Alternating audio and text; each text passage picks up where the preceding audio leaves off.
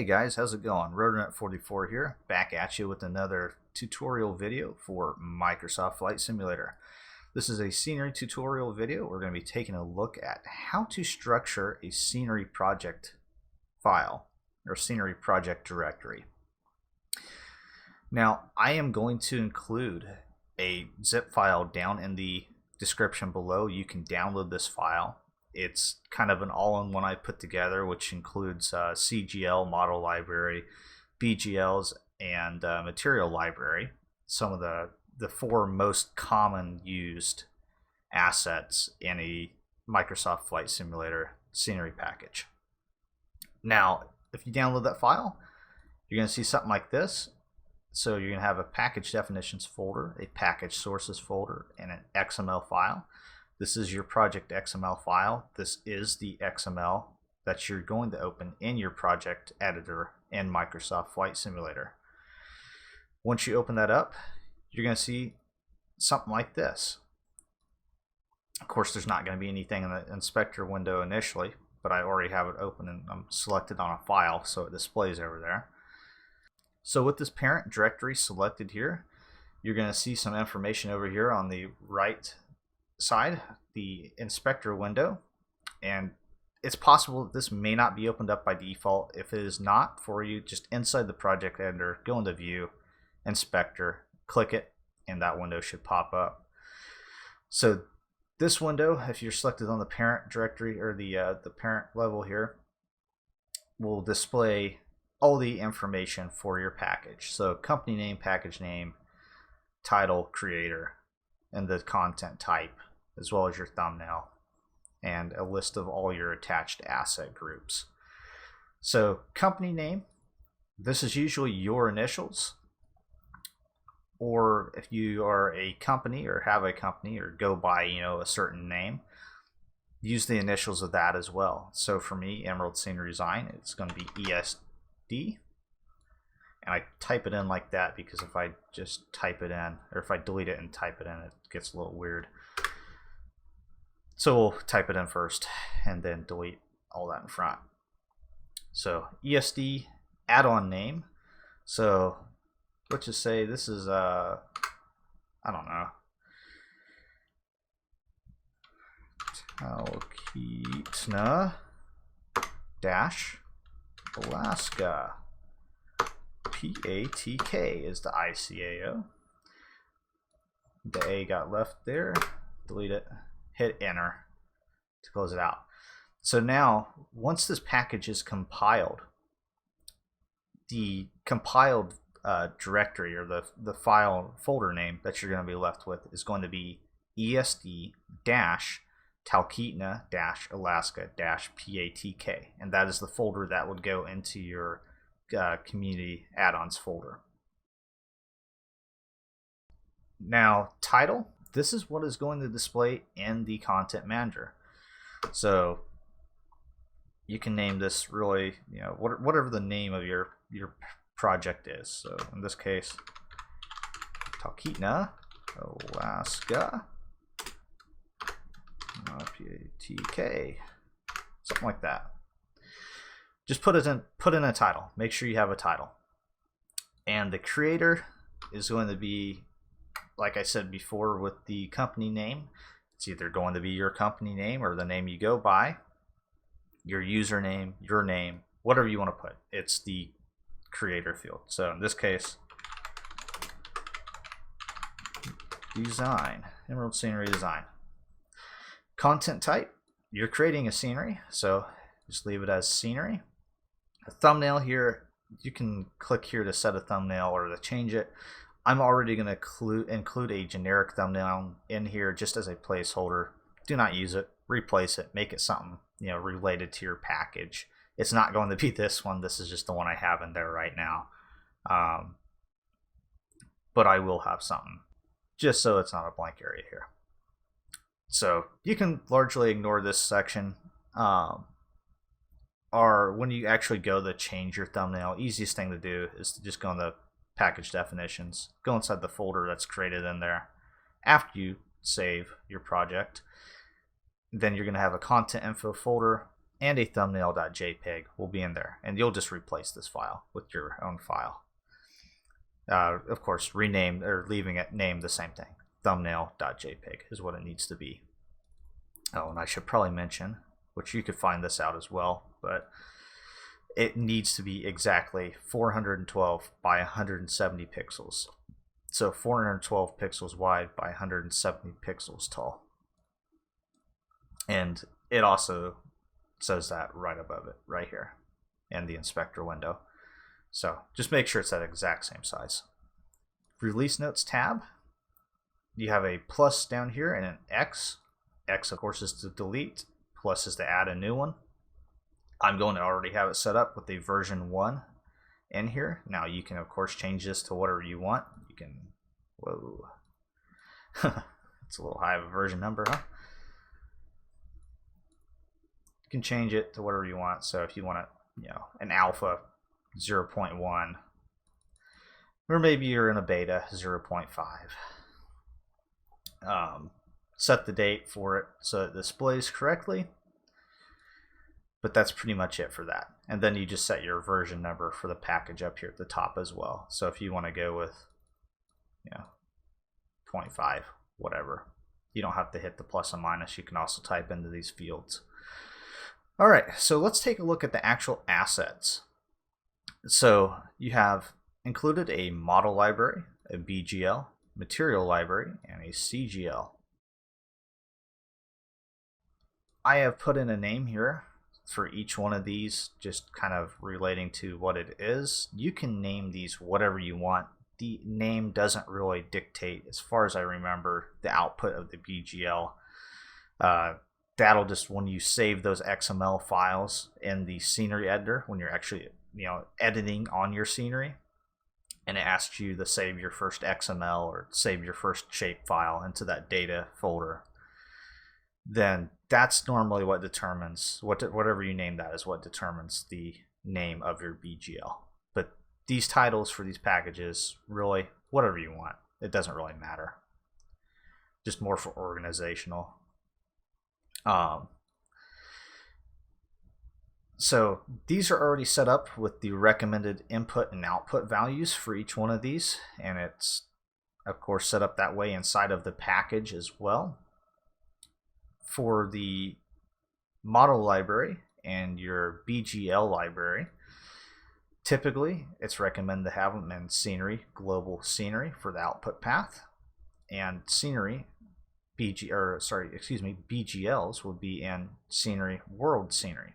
So world versus global. Model libraries in global, BGLs in world. Now, in reality, Microsoft Flight Simulator is not that picky about this. The only thing you need to have is make sure that this output path starts with scenery. So it's either scenery, then all your BGLs, model library, everything is inside of that, or say scenery, the name of your company, or how it's structured now, scenery, world scenery, and scenery, global scenery. Just make sure it starts with scenery, and as good practice, make sure the names of your BGL files are not going to cause a conflict. So name them, non-generically. Just some stuff to think about. As far as the material library goes, I have it set up so it should work right off the bat for you. Aerial imagery, same thing here. So really you should not need to touch either of these. It would just be personal preference if you want to change what the input path is or the input folder for either of those. You just have to edit the asset directory up here, which if you click on the three dots over here and you would navigate into that folder, choose the new folder. It's set up right now, it uses a relative path. Once you edit that, as of the making of this video at least, it's going to use an absolute path. So it'll be the name of your drive / so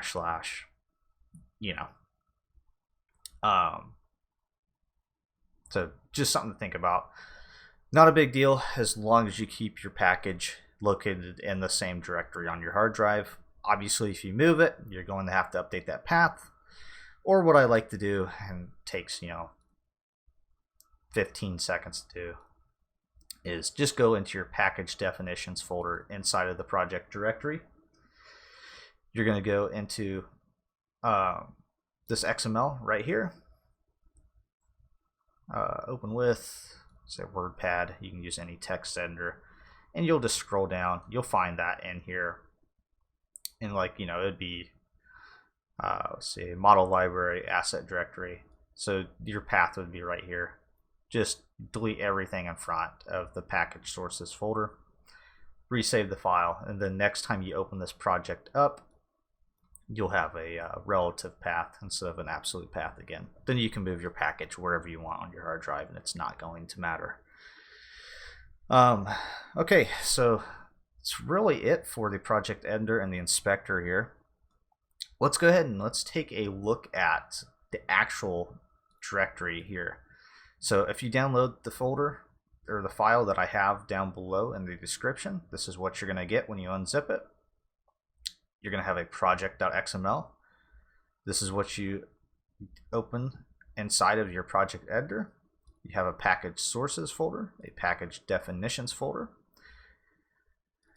Inside package sources, materials, model libraries, data. This is where your BGLs and shape files go, and then CGL. Inside of the CGL folder, you're going to have an XML. You do not need to edit the contents of this XML unless you change the name of this folder right here, which I have it defaultly named as SAT for satellite. Then inside of the SAT folder, this is where all of your PNG tiles would go if you're doing an aerial scenery. As I said, inside data would be your XML and shape file for your scenery. This is your model library folder. Inside of there, you're going to have a texture folder, and I've included one folder here. It does not have anything in it, but it's just named ICAO _ model name, and that's just kind of a generic, how you should think about naming it. You don't have to do that exactly, but always good to have a unique name and kind of use the same naming structure for organization. So if I could name this like a PATK _ VOR, whatever. Doesn't have to be anything special. So inside of this folder would be all of your GLTF model folders. If you have level of detail, there's going to be multiple of them. All of those would go inside this folder. And of course, the textures for that would go inside this texture folder out here. Usually those would be, PNG textures. Once you want to add another model, just add another folder in here, and it'd be, PATK windsock. So one folder per model. And then inside the materials, you're going to have a texture folder. This is where you're going to put all of your PNG textures for your materials. And of course, you would have to go into the actual material editor up here at the top, Tools, Material Editor. And then you'd say File, New, and just create a new material. And that's how you'd add all that in. That's pretty much it for the file structure. It's pretty simple. Like I said, I have this structured in a way so that it should be very simple to use. So just download it, give it a try, see what you think. Hopefully it helps you out. Of course, you do not have to keep all these in here. Not every project is going to use, model libraries, material libraries, aerial imagery. So if that's the case, you're just going to, click on the package you don't need, remove asset group. I don't need a model library. Or let's say, okay, I need a model library. I don't need a material library though. Remove asset group. So just leave whatever you need in here, save the project, and then whenever you're ready to build it, click on this top level again, say build package. Anyways, guys, that's pretty much it for this video. You know, it's pretty straightforward, or I made it pretty straightforward for you here. Oh, one other thing. I mentioned this, I believe, at the beginning of the video, or it was on, take 428 or whatever take I'm on right now. If I did not mention it, I'll mention it here anyways. The wizard that comes with this. So there is a wizard. If you say add asset group, it's going to come up with this wizard selection thing. If you go through here and you try to add something, let's say we add, I don't know, let's add a material library, and we'll just name it material because I'm lazy. Create material. Okay, we have 2 material libraries in here. Now you're going to see this is the default path that it gives you. So this is our path, material libraries, ICO underscore materials. That's the path that we have in this folder right now. The folder it gives us, our output is material libraries / material. So make sure you change the output path if you do it this way. But it's gonna, for a lot of these that you would do through the wizard, it's going to give you paths for your input and output that I have found just do not work. They just don't work. So for that I say it's right now the wizard was a good idea, but it's not working right. So I wouldn't even bother with doing it. So that's why I'm providing this package down below. Just set it up like this. Keep it similar to this, and you should not have any issues. And if you do, drop them down in the comments below, and I'll try to get back to you the best I can. As always, as well, you can ask over FS Developer. That's another good place to get kind of entry-level support for scenery design or not even just scenery design, but development for Microsoft Flight Simulator in general, X-Plane, FSX, Prepared. It's a great little community. So either one of those two, down below in the comments. I'll try to get back to you as soon as I can, or over at FS Developer, which I'll link to that in the description below as well. But anyways, guys, sorry for all the rambling. I always tend to get way too detailed in these videos. But yeah. Anyways, RotorNet44 out.